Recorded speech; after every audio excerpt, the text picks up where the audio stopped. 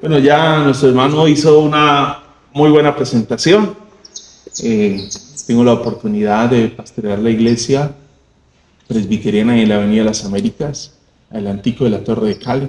Es una iglesia que, si han pasado por allí, de pronto no tiene mucha cara de iglesia cristiana, porque generalmente estamos acostumbrados con otra arquitectura. Tiene columnas, puerta de madera grande. Entonces es allí donde tengo la oportunidad de pastorear. Y ya llevamos 15 años. La iglesia en Colombia tiene 99 años y tiene esa iglesia en particular, cumplió ahora el 4 de febrero 95 años de haber sido constituida. Toda esa historia, ¿no? Entonces por eso Armando conoce tanto de la iglesia presbiteriana, colegio americano, resultados más cercanos de lo que me imaginé, ¿sí? Pensé que iba a llegar un grupo totalmente ajeno, pero hablando con él me di cuenta que estaba un poquito ya más en familia. Así que gracias por esta oportunidad, a Felipe por invitarme y a ustedes, y esperamos pues que sea este un tiempo que podamos sacar el mayor provecho de la palabra del Señor. Te voy a invitar para que se ubique en Mateo capítulo 6. Mateo capítulo 6. El texto lo veníamos leyendo.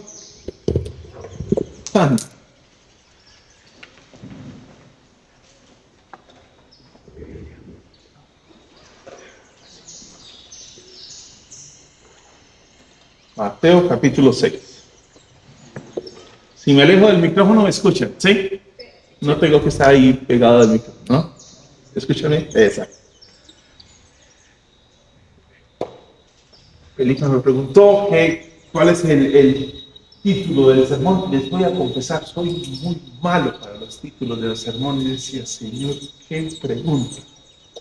Qué pregunta. Nunca he sido bueno para los títulos de los sermones. Pero y yo me voy a arriesgar con uno, sí, y es prohibido preocuparse. Y yo vi que les envió ahí la noticia. ¿Sí? ¿Y por qué esta preocupación?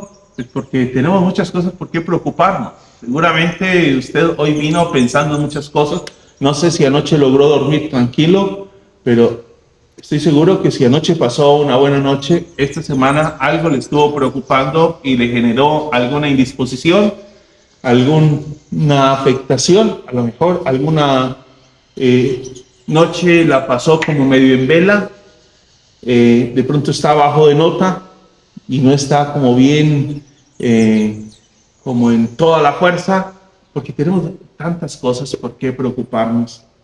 Asuntos de salud, de familia, económicos, académicos, profesionales, ni se diga del orden de ciudad, nacional, mundial.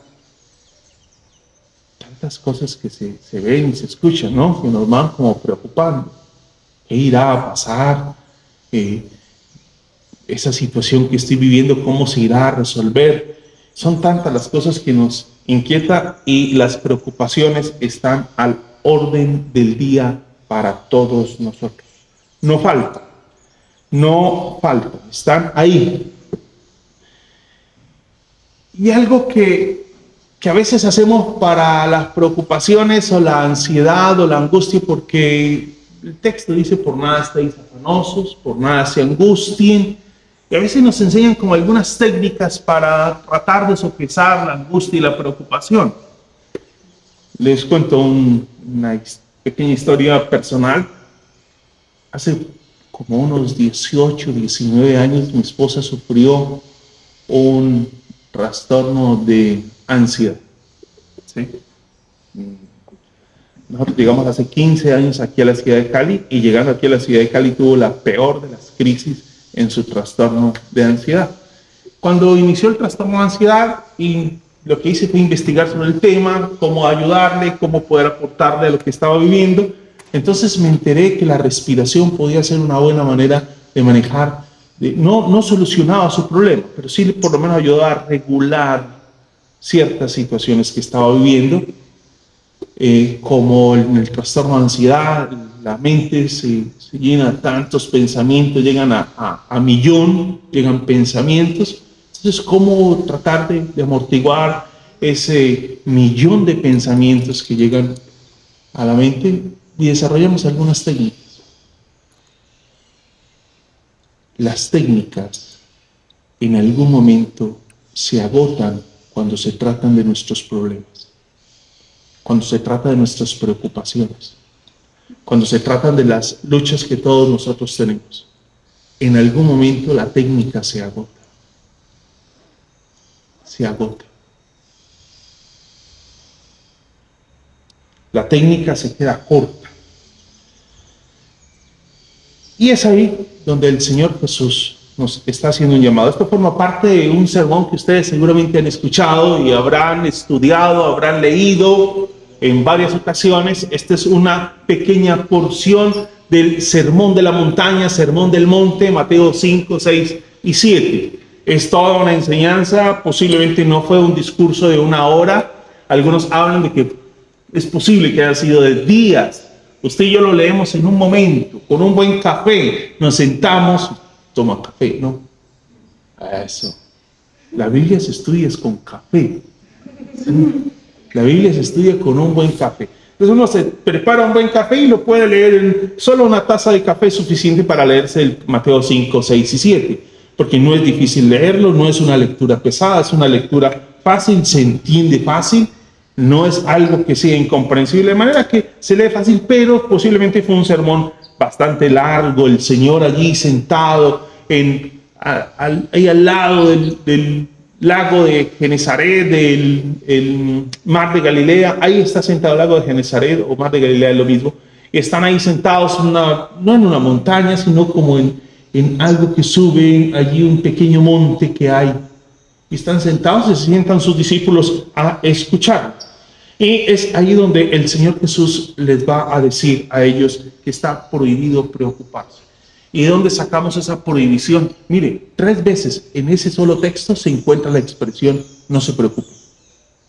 3 veces. Cuando uno está estudiando la Escritura y en ese acercamiento a la palabra, en estos textos que son lógicos, es un discurso, la repetición tiene un propósito. Hay un énfasis en la repetición. No pasa lo mismo con la poesía. La poesía es otra forma, pero en el caso de este discurso, el hecho de que en el versículo 25 diga, por eso les digo, no se preocupen. Versículo 25. Versículo 31 dice, por tanto, no se preocupen. Y versículo 34, por tanto, no se preocupen. 3 veces nos va a decir, no se preocupen. En un texto relativamente corto, nos está diciendo en 3 oportunidades, nos encabeza el texto diciéndonos, no se preocupen, como una conclusión de lo que viene desarrollando. Entonces, por lo tanto, nos habla de una conclusión, como algo que está enlazado con lo que viene desarrollando, y nos va a decir, no se preocupen. Otra traducción dice, mire, por nada anden preocupados. Usted dice, pero es que ¿cómo no me voy a preocupar? Mire el resultado del examen médico, cómo salió. Mire la situación de mis padres, mire la situación de mis hermanos, mire mi situación académica, mire mi situación económica. ¿Cómo no nos vamos a preocupar por el orden público en Colombia? ¿Cómo no nos vamos a preocupar por la situación que vive el mundo?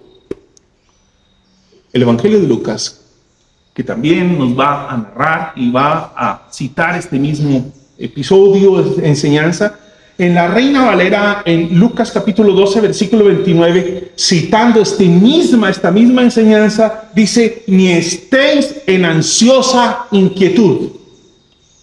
Lucas 12, 29. Ni estéis en ansiosa inquietud.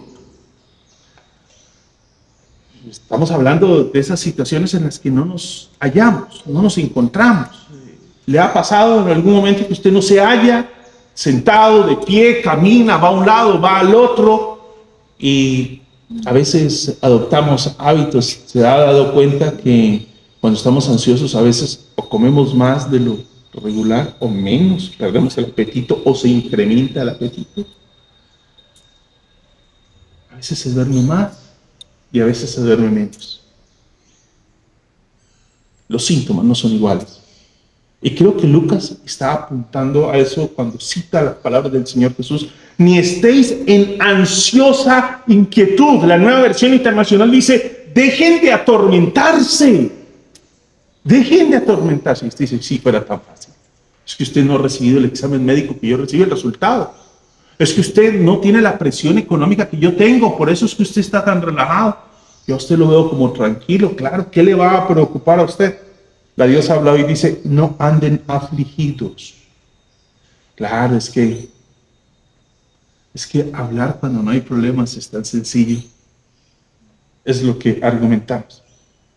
Lo cierto es que el Señor prohíbe preocuparnos. Y prohíbe preocuparnos por tres cosas que para esa época son esenciales, bueno, siguen siendo esenciales para la vida. La comida, la bebida y el vestido.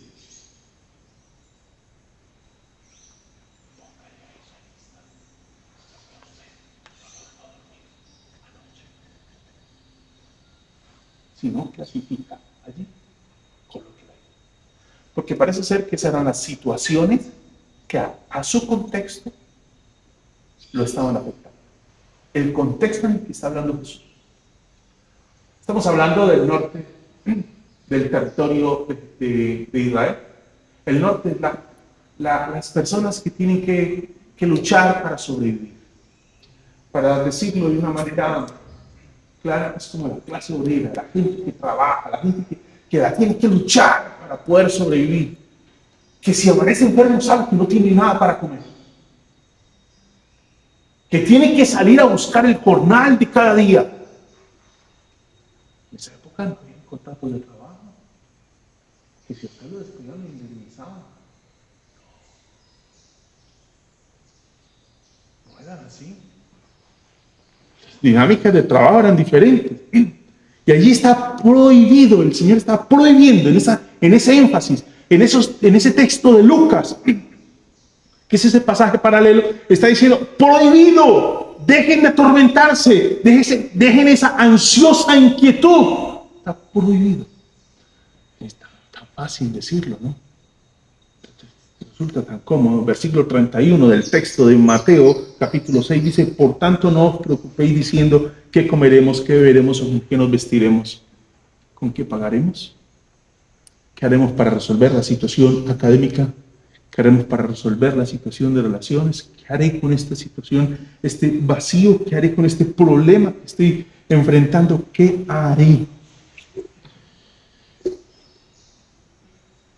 Un autor dice, cuando el Señor Jesús habla de estas tres situaciones o tres necesidades, la comida, la bebida y el vestido, habla de la trinidad de los afanes del mundo.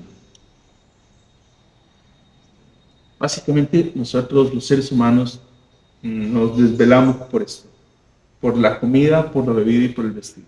Es lo que nos desvela. ¿Sí? Y es lo que nos roba el sueño, es lo que nos impide a nosotros poder disfrutar del cuidado. Solo denle un vistazo, por ejemplo, a los anuncios publicitarios. Cómo despiertan en nosotros un afán por la comida, la bebida y el vestido. Cómo nos manipulan los medios de comunicación, ¿no? Haciéndonos sentir de que si no poseemos eso, no somos. No somos. Es que tú no eres si no tienes eso. Tú no eres si no alcanzas ese nivel. No eres nadie si no gozas de determinado acceso a determinado escenario, a determinado lugar, a determinado círculo. Si no gozas de este bien, no eres nadie. Eso es lo que nos hacen sentir los anuncios publicitarios. Y por eso tanto afán nuestro por conseguir lo que se nos anuncia, ¿no? Porque necesitamos eso para llegar a ser. Lo necesitamos. Nos descomponemos.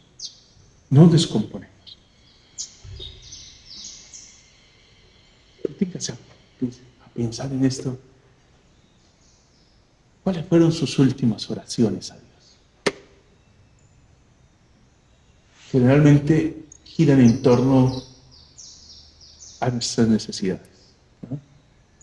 Vestido, comida y bebida. Póngale otras situaciones. Aquí estamos tomando los 3 puntos que el Señor Jesús ubica. Oramos con la misma intensidad para ser hombres y mujeres piadosos como oramos por ese artículo que queremos obtener. Oramos con la misma intensidad. Oramos con la misma intensidad para ser hombres y mujeres consagrados a Dios, para luchar y lograr desprendernos y vencer cierta situación de pecado con la que estamos luchando. Oramos con la misma intensidad por eso que nos está angustiando y no hemos logrado tener. La intensidad es la misma. Es ahí donde el Señor Jesús nos dice: no se preocupe. El hermano lo leía ahora, ¿no? Cuando él estaba dando las palabras después de la lectura, yo decía: ahí está la predicación, ya no hay nada más que decir, ahí está. ¿Para qué? Una visión de reino, fue la palabra que usaste, ¿no? Una visión de reino. Nosotros vivimos en una visión muy, como para ponerlo en términos de contraste, como de nuestro imperio, y Dios espera que nosotros vivamos con una visión de reino de los cielos. Y nosotros vivimos con nuestra visión de imperio, de lo que yo quiero, de lo que son mis sueños. Y el Señor nos dice: no se afane. Eso de afanarse, eso de preocuparse, es estar ansiosos. Todos hemos vivido la ansiedad en algún momento de la vida. Y nos han dado todas las técnicas para poderlo dejar y poder regular, porque por la ansiedad o dejamos de comer, o comemos un poco más, o dormimos. Y recuerdo lo que hice con mi esposa: aprendí para que ella pudiera regular su situación, respiración, cuidado. No te vas a hiperventilar allí que te desplomas como un pollo. Entonces vamos suave, suave, respire, contemos hasta que detengamos un poco, botemos el aire, tranquila, ¿sí?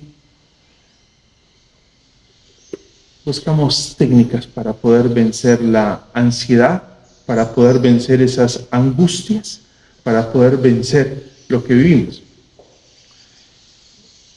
Esa palabra ansiedad es la misma expresión, por ejemplo, que vamos a encontrar. ¿Usted recuerda el episodio de Marta y María con Jesús? ¿Sí?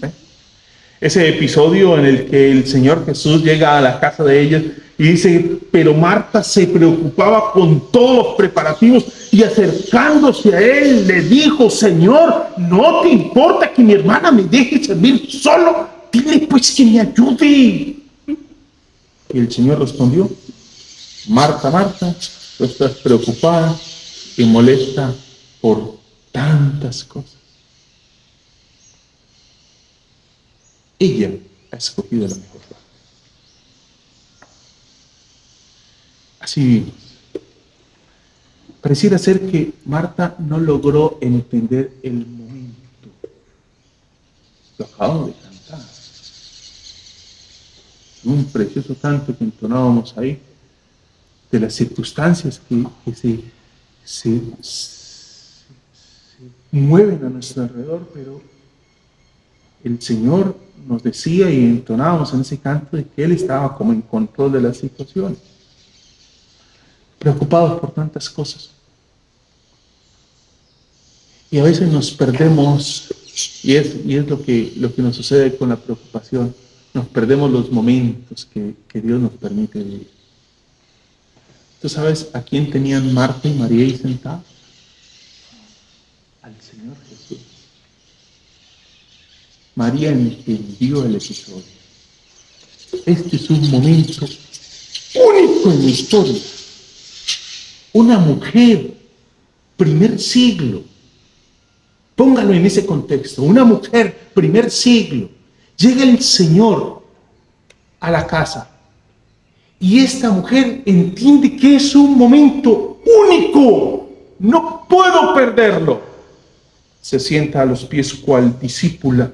Se sienta a los pies del Señor. Marta estaba preparándole el sancocho de gallina y el Señor le dijo, mira, es que yo no vengo acá por el sancochito de gallina, ni siquiera por el café con el pan de bono que me puedas ofrecer. Vengo acá para compartir con ustedes. ¿Usted recuerda, por ejemplo, el episodio de Jesús y la mujer samaritana? Me parece encantado ese episodio porque los discípulos, el Señor Jesús, literalmente el texto habla de que Jesús cuando llegó al pozo como que se desplomó, no se desmayó. Es cuando usted llega a su casa muy cansado y usted se desploma en la mejor silla que tiene y más cómoda de su casa, usted como que se desploma, no se desmaya, se desploma, ¿sí? Parece ya que el texto quiere comunicar que Jesús se desplomó, se relajó en ese momento. Y se van los discípulos corriendo, vamos a comprarle un cafecito al Señor Jesús y van allá a algún café, Starbucks o Juan Valdez o cualquiera de esos cafés. Y fueron, por favor, tanto, fueron a la ciudad principal. Y mientras llegaban, llegó una mujer hablando con ella y toda la cosa, comparte, usted recuerda el tibio y afloje, lo tensa que fue esa comunicación. Y terminando el diálogo hay una preciosa conversión de esa mujer. Usted mire cómo evoluciona el diálogo de una tensión a ella terminar reconociéndolo, y la mujer, llegan los discípulos, Señor, aquí te trajimos el café, y él les dice, yo tengo una comida que ustedes no conocen.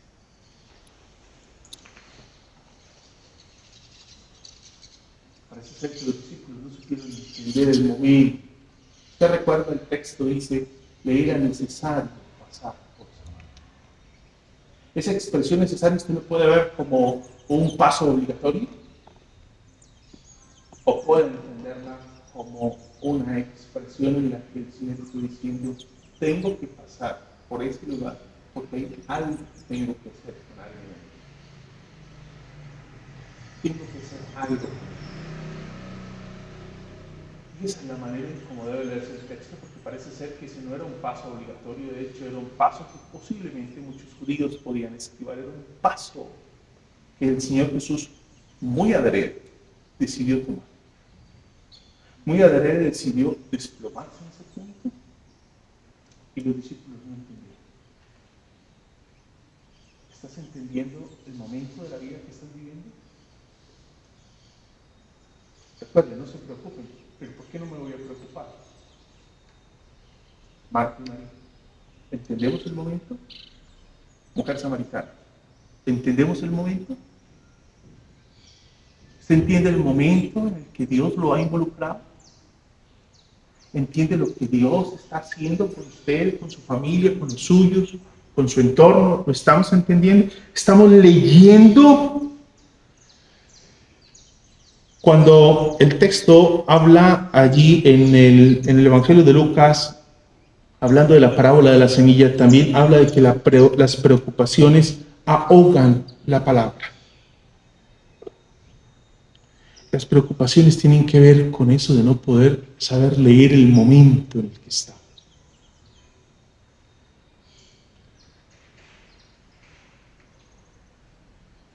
¿Se ha puesto a pensar que Dios lo tiene a usted en el lugar que Él lo quiere?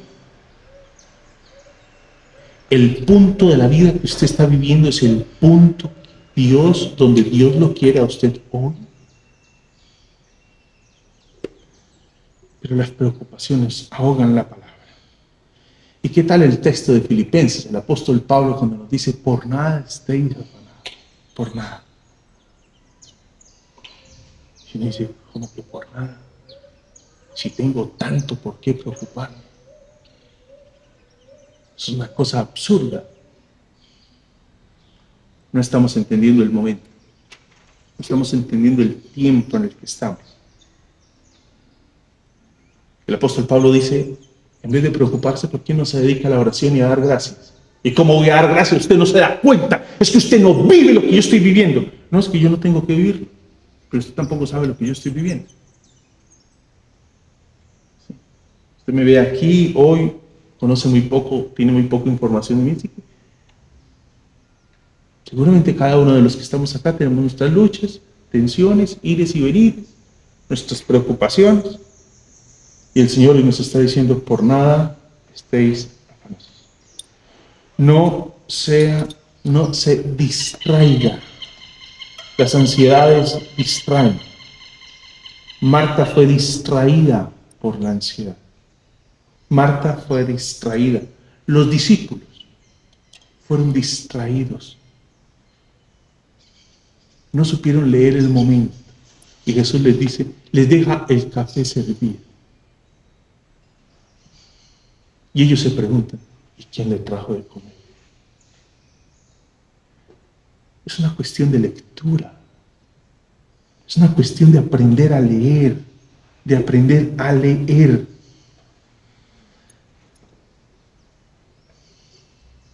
Esa expresión, no os afanéis, que aparece, no se angustien, no se preocupen, que aparece 3 veces en el texto. Esto va a decir, la ansiedad atormentadora, desgastante y corrosiva está mal. Esta clase de preocupación obsesiva es incompatible con la fe y con el sentido común. Sí, ¿cómo que con el sentido común? Si nosotros vivimos bajo ese instinto de supervivencia y buscamos protegernos y la preocupación busca protegernos. Sí, su preocupación, su desvelada esta semana transformó, cambió sus circunstancias. La migraña que viene sufriendo transformó las circunstancias.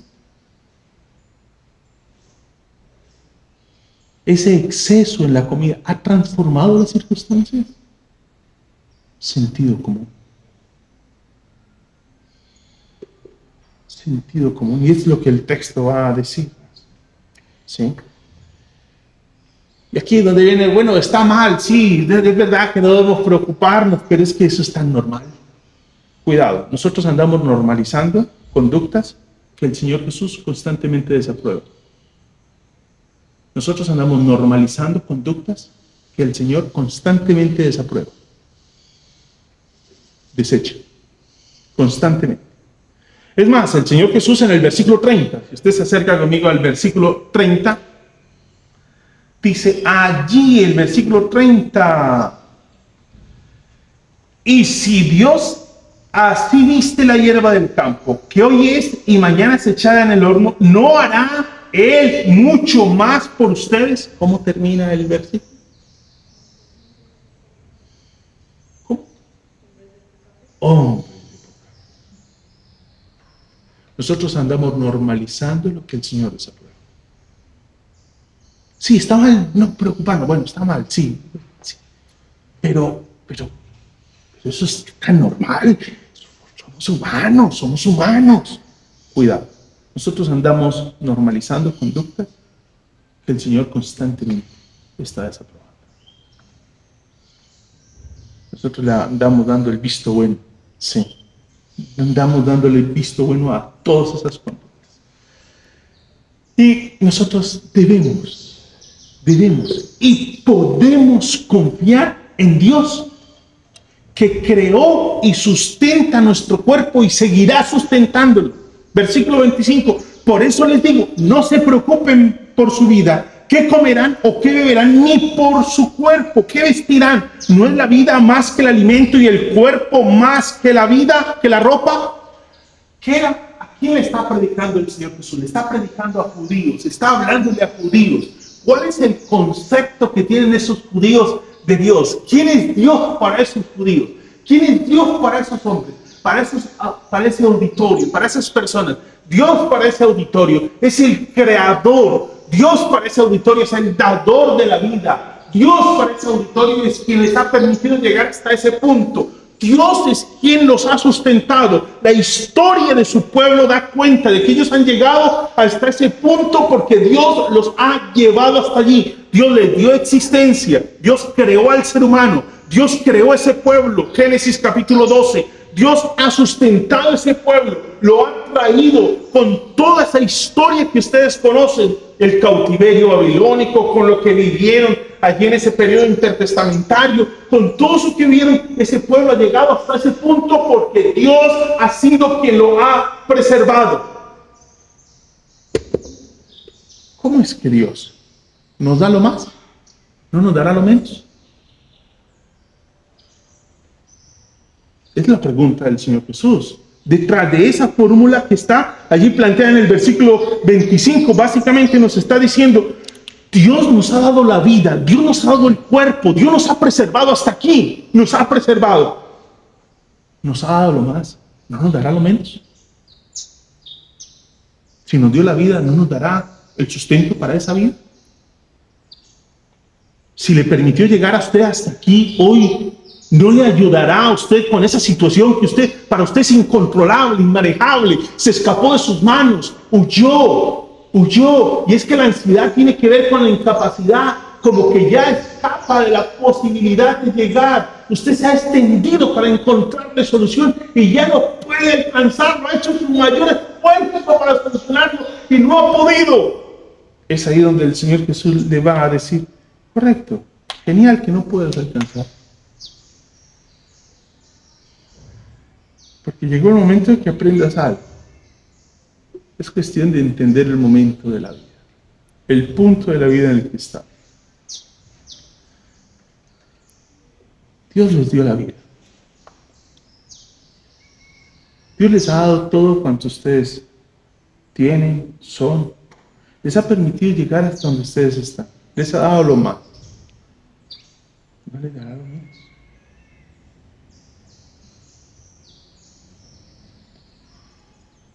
Usted no es una creación de sus padres. Usted no ha llegado hasta aquí porque otras personas se lo permitieron. Es más, usted esta mañana no se levantó de su cama porque usted tuvo la voluntad de levantarse. Usted tuvo la capacidad de levantarse esta mañana porque Dios le dio la vida hoy. Y Dios es quien sustenta su vida.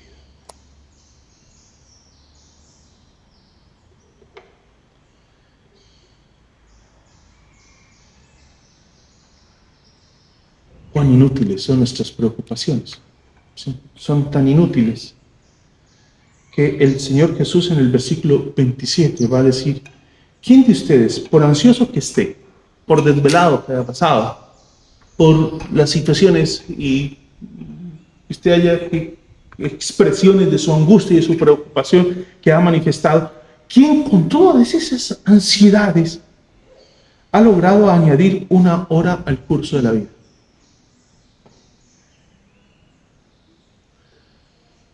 Si usted vive hoy, no es porque usted decidió vivir, fue que alguien decidió dar la vida. Generalmente los jóvenes pensamos, permítame, me incluyo ahí, ya se habrá dado cuenta que no soy tan joven, pero permítame, me siento por un momentico joven, ¿sí? Los jóvenes pensamos que tenemos el mundo por delante y que lo podemos devorar, es nuestro, está acá servido para devorarnos el mundo.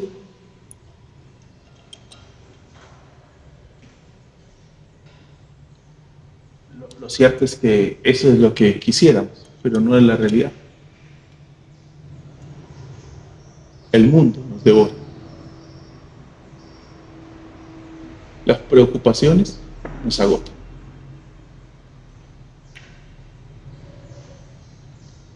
Seguramente ha conocido usted personas que hoy pueden estar medicadas, fruto de una angustia que no supieron manejar, una depresión a la que fue llevada. La gran epidemia o pandemia del siglo XXI en realidad no fue el COVID-19, es la depresión, todos los desajustes emocionales que vivimos, fruto de que estamos perdiendo el control. No hemos aprendido que perdimos el control. La gran pandemia del siglo XXI no fue el COVID. Olvídese de eso. Solo entre a Google y pregúntele al señor Google, pandemia del siglo XXI. Y te va a decir que la gran pandemia del siglo XXI tiene que ver con esos desequilibrios emocionales. Fruto de nuestra pérdida de incapacidad, fruto de nuestras angustias, fruto de nuestro... Y el texto bíblico nos dice, mire, qué inútil. ¿Sí? ¿Cómo podrá prolongar su vida siquiera una hora? ¿Puede usted cambiar las circunstancias? ¿Puede usted cambiarlas? ¿Puede usted cambiarlas? La Reina Valera va a hablar de añadir un codo a la estatura, y las otras traducciones en su mayoría van a hablar de añadir un tiempo a la vida.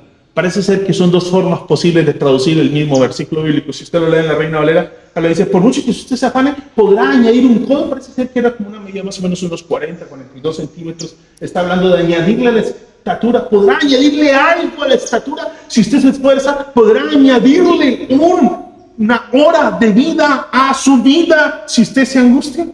Esto lo que hace es confrontarnos con nuestra impotencia, nuestra incapacidad de transformar nuestra realidad, lo inútil que resultan nuestros esfuerzos.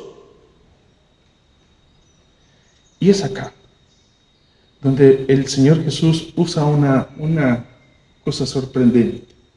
Y es que nos pone a nosotros a mirar. Un ejercicio de observación. Un ejercicio de contemplación, no de autocontemplación, porque la angustia viene de nuestra autocontemplación.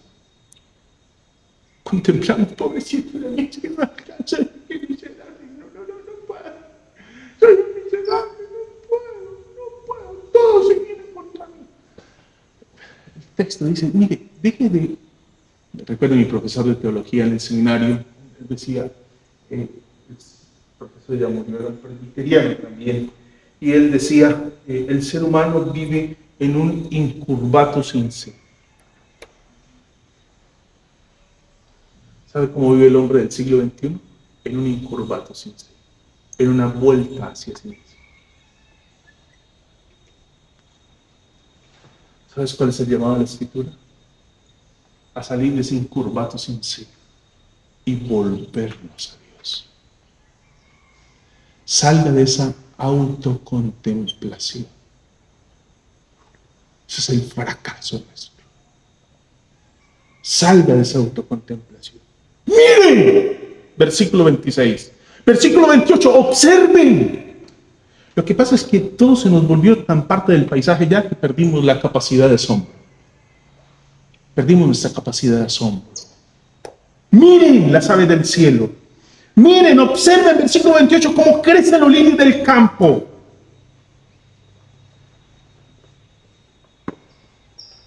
Así que lo que el Señor nos está diciendo a buen entendedor, las palabras, ¿no? Este no es un momento para grandes disertaciones. Cuando estamos en medio de las preocupaciones, lo menos que queremos es un pastor cantaletoso, lo menos que queremos es un hermano de la iglesia cantaletoso. No necesitamos, no es lo que queremos. Entonces el Señor dice, pues no les voy a echar cantaleta, los voy a poner a hacer un ejercicio de observación. ¿Por qué no se sale de usted y comienza a mirar fuera de usted? Salga de ese incurvatus in se. Deje de autocompadecerse. Deje de autocompadecerse. Salga de usted.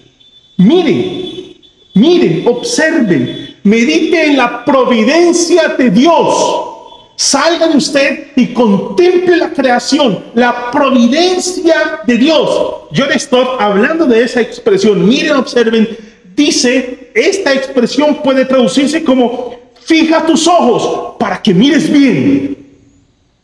Fija tus ojos para que mires bien. No es la mirada rápida,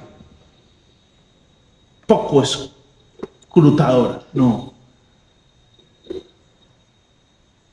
Usted recuerda el Salmo 27. Salmo 27, el versículo 4. El salmista está viviendo un momento difícil y le dice: Señor, solo una cosa te pido y esta busco, que esté yo en la casa del Señor todos los días de mi vida.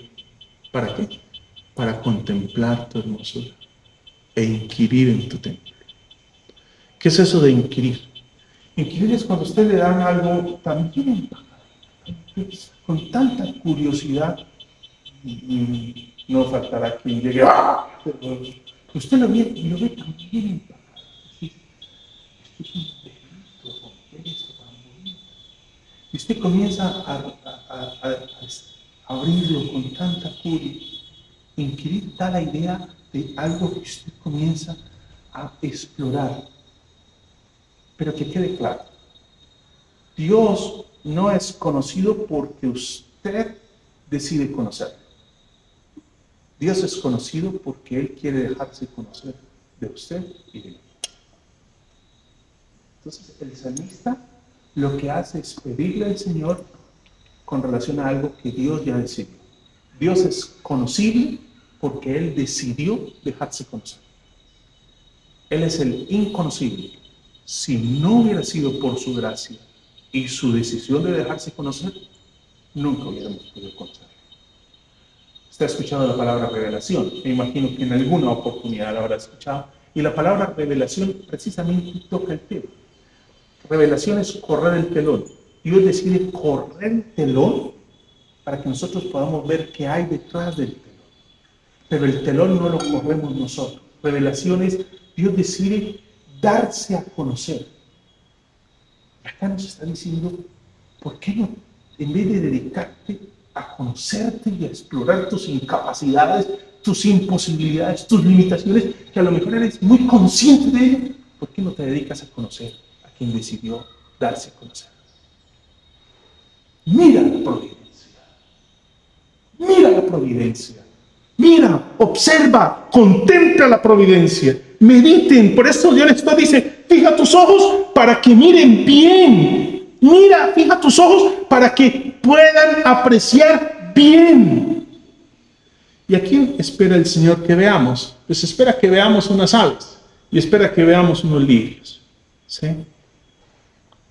Y remata esto diciéndonos en el versículo 26, ¿no son ustedes de mucho más valor que ellos? ¿Sabes qué valimos nosotros? ¿Cuál es el valor que el Señor nos ha dado? ¿Cuál es el valor que Dios nos ha dado a nosotros?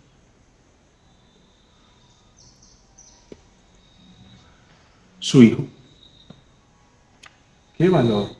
Son ustedes de mucho más valor que ellos. Versículo 26 y versículo 30. ¿No hará Él mucho más por ustedes, hombres de poca fe?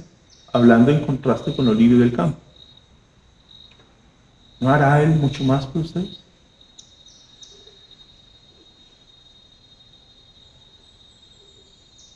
Martín Lutero, hablando de este texto, citado también por John Stott en un librito que tiene John Stott sobre el Sermón de la Montaña, él va a decir, Martín Lutero, Jesús hace a los pájaros nuestros educadores y maestros. Es una desgracia permanente y grande para nosotros que en el Evangelio un desvalido gorrión se convierta en teólogo y predicador.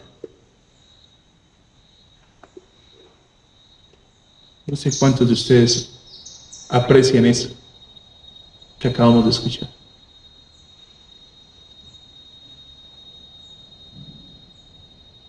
Ese sonido de ese ave.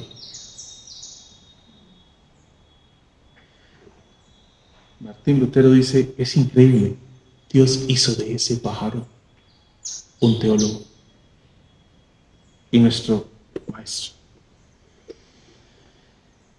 Y Spurgeon, hablando de los lirios, dice, lirios encantadores, ¿cómo reprendéis nuestra necia agitación?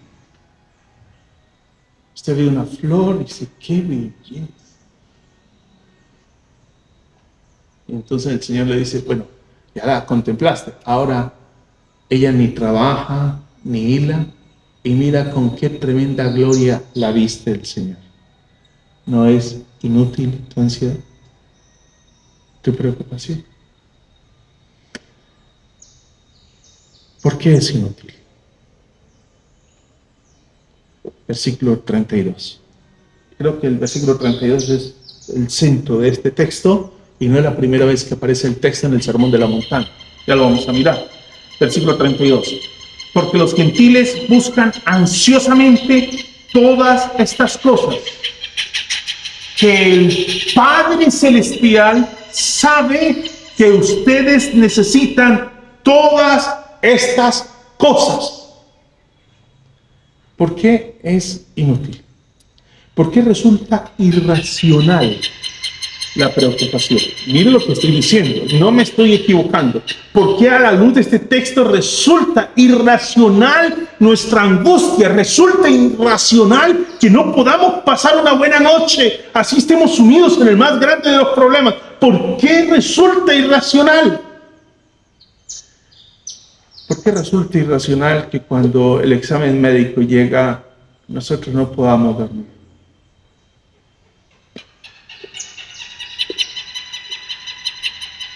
¿Por qué resulta irracional? ¿Es que acaso la salud no importa? ¿Acaso estamos cayendo en una forma de fe en la que ya no importa si pago o no pago mis cuentas? O sea, que ya no importa si soy responsable con el pago de las cosas. No, eso no es lo que está diciendo el Señor. El Señor no está diciendo que tu salud no importa. El Señor no está diciendo que no importa el si hoy tienes pan para comer o no. Tanto importa que el Señor Jesús en el Sermón de la Montaña, cuando nos enseñó a orar, le dijo a sus discípulos que ustedes deben orar así. Y dentro de la oración modelo puso la siguiente línea: danos hoy el pan nuestro de cada día. La incluyó dentro de sus peticiones. De manera que sí importa lo que como, sí importa poder pagar las cuentas, sí importa mi salud. Y usted dice, pero es que ahí dice pan. Sí, pero esa palabra pan es símbolo para todo lo que necesita para la preservación de la vida. ¿Qué es lo que usted necesita para la preservación de su vida? Está incluido dentro de esa petición. Esa palabrita pan es todo lo que usted necesita para su estabilidad, para su armonía, el buen tiempo, la casa, el hogar, la esposa, los hijos, el buen gobierno y la paz. ¿Buen gobierno? Sí, y la paz del mundo también está incluida allí. Eso es lo que pedimos. Está hablando de necesidades, no de lujos, ¿no? Hay algo con lo que yo lucho constantemente y es lo siguiente, y es la expresión tú lo mereces. Los cristianos parece que de alguna manera hemos usado el término tú lo mereces, yo me lo merezco, yo hago mucho por el Señor. Quien estuvo aquí, vi que un grupo de hermanos llegaron por primera vez, seguramente pensamos, no, pues yo me merezco que Dios me bendiga porque llegué primero a la iglesia y participo y lidero en la iglesia y sirvo en la iglesia con tanto esmero. No. Perdimos la noción de la gracia. Tú y yo no merecemos nada. ¿Sabes qué es lo que te hace partícipe de ese bienestar? La gracia de Dios. La infinita gracia de Dios. Entonces, parece ser que a la luz de lo que nos está diciendo el texto, el Padre sabe lo que tú y yo necesitamos. Versículo 32, el Padre sabe, el Padre Celestial sabe lo que ustedes necesitan.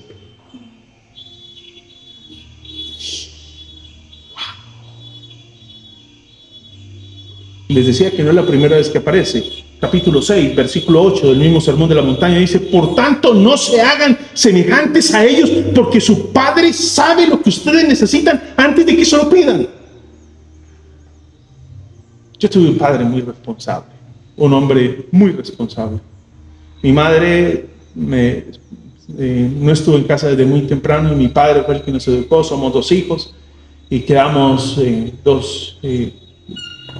éramos 2 adolescentes, quizá niños todavía, y mi padre laboraba y fue un tipo muy responsable. Económicamente no fuimos personas adineradas, pero tenía lo que necesitábamos para vivir. Podía darnos todo lo que necesitaba, porque laboraba, tenía su trabajo. Pero una vez se me rompieron los zapatos. Se me hizo un tremendo hueco en la suela de los zapatos por el desgaste.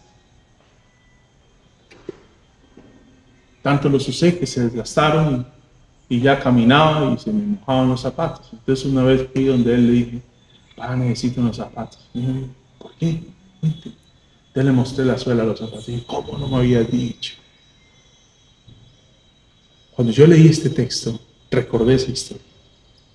Mi padre quería siempre lo mejor para mí, pero él no sabía todo lo que yo necesitaba.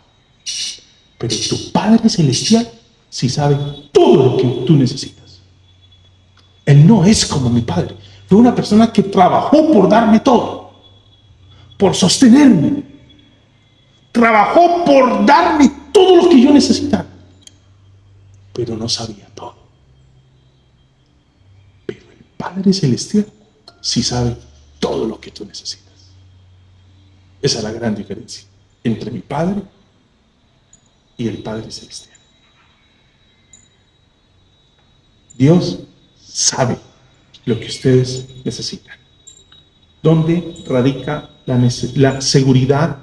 Entonces, en que Dios sabe. Pero aquí viene la pregunta, ¿y cómo sé que soy hijo? ¿Cómo sé que soy hijo? Porque para poder disfrutar de esa paternidad, ¿cómo sé que soy hijo? Seguramente por pertenecer a ser un ser humano, eso ya me hace hijo. Error. ¿Sabes quién es el que te hace hijo? Quien te hace hijo es Dios. En Cristo fue quien te hizo hijo. Juan, capítulo 1, versículos 13 y 14, 12 y 13 dice, pero a todos los que le recibieron, les dio el derecho de llegar a ser hijos de Dios, es decir, a los que creen en su nombre, que no nacieron de sangre, ni de voluntad de carne, ni de la voluntad de hombre, sino de Dios. ¿Quiénes son los hijos de Dios? Los que han creído en Cristo, los que le han reconocido. Esos son los que disfrutan de esa seguridad. Fuimos adoptados. Y por eso, como lo dice Gálatas, ahora podemos clamar, Abba Padre, tú eres nuestro Padre. Podemos clamar con esa seguridad, con esa certeza podemos clamar. Y si somos hijos, entonces compórtate como hijo de Dios. Y aquí no estamos hablando de la teología de la prosperidad que dice de que Dios va a llenar tus manos, las va a saturar. No. Vive con la certeza de que el creador del universo, el sustentador del universo, es quien sabe lo que necesitas y te dará todo lo que necesitas. Pero no desde tu óptica, sino desde la óptica de Dios. ¿Tú has leído el Salmo 23? ¿Cómo inicia el Salmo 23? ¿Cómo inicia? ¿El Señor es mi pastor? Nada.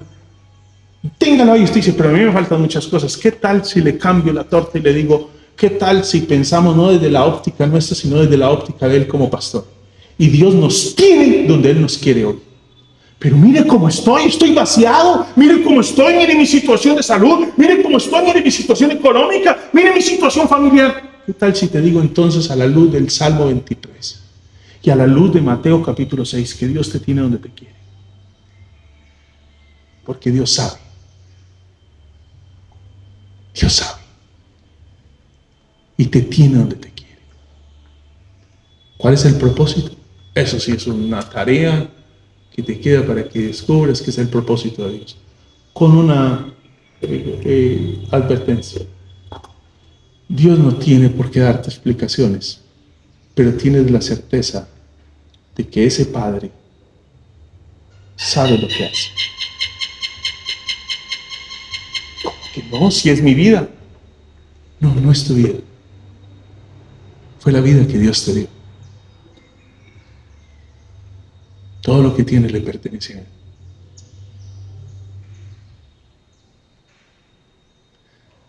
¿Te recuerdas a Job? Dios nunca le resuelve a Job por qué la crisis. Nunca se lo resuelve. Solo le permite vivir la crisis y decirle, Job, aquí te tengo. Y con un propósito. De oídas te había oído, mas ahora mis ojos Hay hasta un canto por ahí que entona con relación a eso. Pero Dios nunca le explica por qué la crisis. La certeza nuestra entonces es que Dios efectivamente sabe y nos tiene donde nos quiere.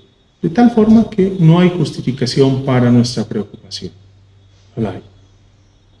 Cuidado. Hay un autor llamado Sanderson, citado por varios autores, y a lo mejor habrán escuchado esta frase en alguna oportunidad, y es: hoy tenemos un ateísmo práctico. Ustedes acaban de entonar un canto que hablaba de la certeza de que en medio de las dificultades, no es literal como lo estoy citando, pero es el contenido del canto, en medio de las dificultades tenemos la certeza de que Dios está obrando. Ahí está el tema del canto. Acabo de entonarlo. Vi a muchos felices entonándolo.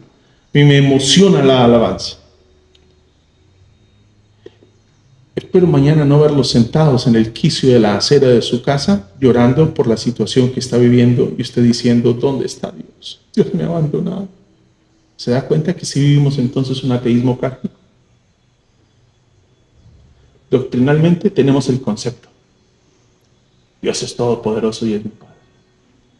¿Vivimos a la luz de esa verdad? Ese es el llamado del Señor.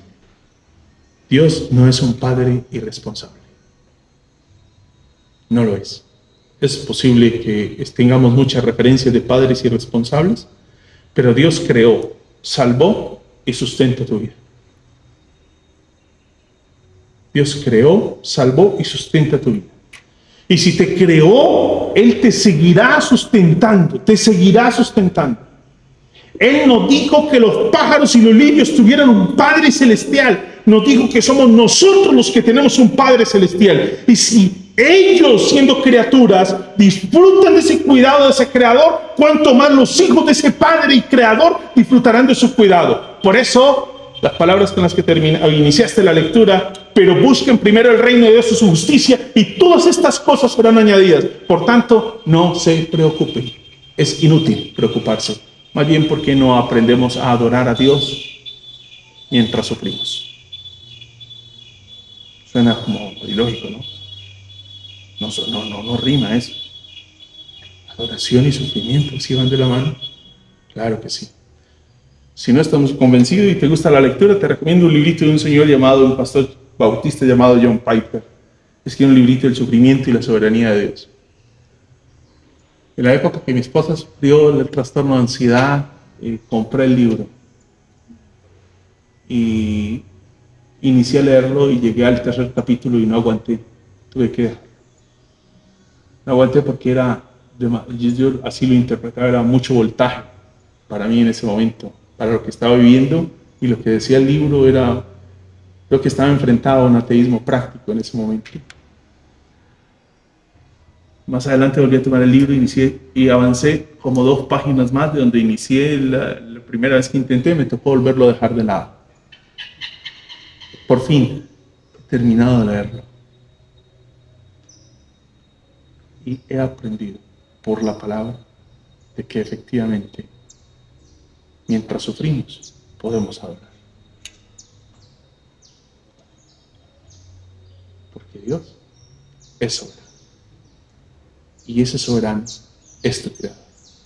Si no estás muy convencido de esto, te invito a que consigas otro librito. Si está vendiendo libros, que no estoy vendiendo libros, pero le voy a invitar a que usted se lea otro librito que me ha parecido fascinante. Ese sí lo leí hace poco. Y se llama Confiando en Dios aunque la vida duela, de Jerry Bridge.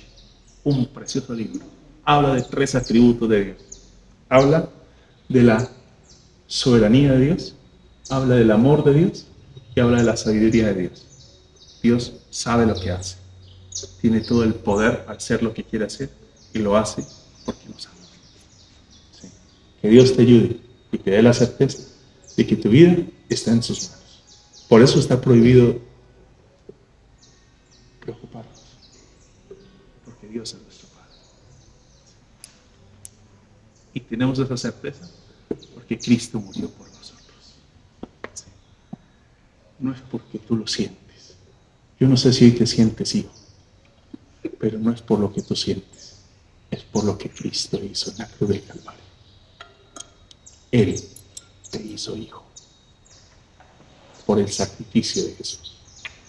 Eres hijo de Dios por lo que Dios hizo en Cristo y que lo ha aplicado a tu vida por su Espíritu. Que Dios nos ayude. Te invito para que incline su rostro. Por unos segunditos reflexiona en lo que Dios le ha dicho. ¿Qué ha sido el llamado del Señor? El desafío de Dios para su vida. Gracias. Estamos en tus preciosos manos.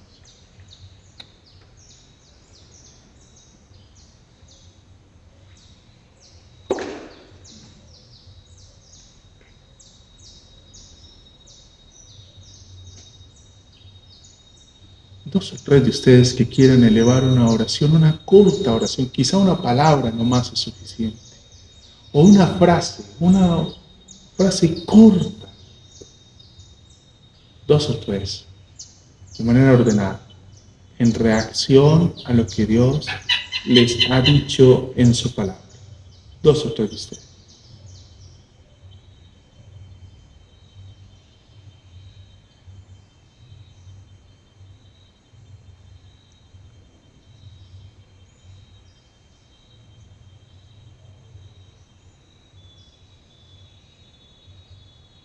Gracias, Señor, porque podemos confiar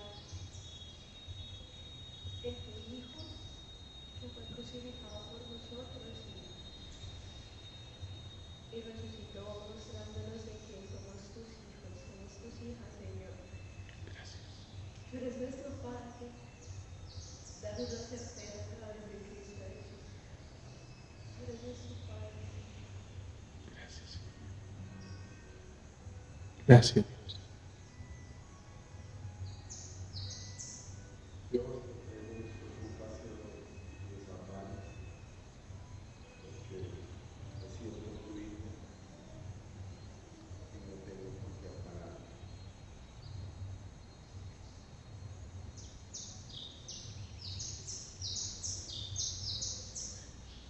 Gracias, Dios, por tu palabra. Ayúdanos, Señor, a seguir meditando en ella. En el nombre de Jesús.